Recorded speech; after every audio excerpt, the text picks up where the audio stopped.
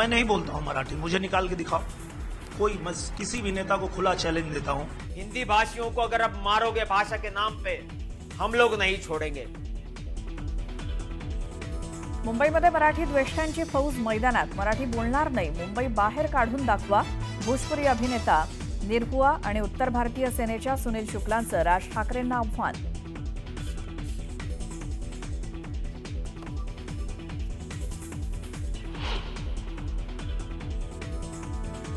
जे काम उद्धव ठाकरेंनी एक आमदार असताना पालकमंत्रीपद सुनील तटकरेंच्या मुलीला देण्यात आलं, तेच काम देवेंद्र फडणवीसांनी सुद्धा या ठिकाणी करण्यात आलं। रायगडच्या पालकमंत्रीपदाच्या मुद्द्यावरून आमदार थोरवेंकडनं पुन्हा जाहीर नाराजी।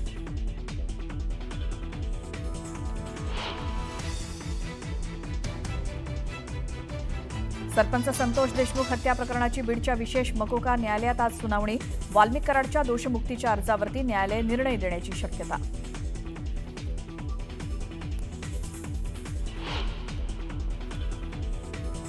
मराठवाड्याच्या पाण्याची चिंता मिटली। जायकवाडी धरण 50% भरलं। धरणामध्ये 16,295 क्युसेक वेगानं पाण्याची आवक सुरू।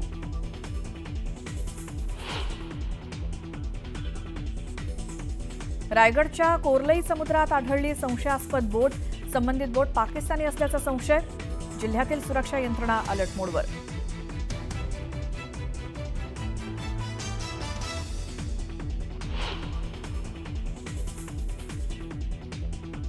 सतराव्या ब्रिक्स संमेलनाच्या घोषणापत्रात करण्यात आली पहलगाम दहशतवादी हल्ल्याची निंदा।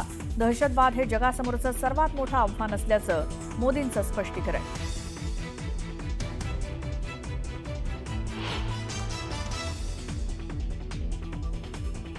हिमाचल प्रदेशच्या अनेक जिल्ह्यांना आज पावसाचा रेड अलर्ट। आतापर्यंत पूर आणि ढगफुटीमुळे 78 जणांचा मृत्यू।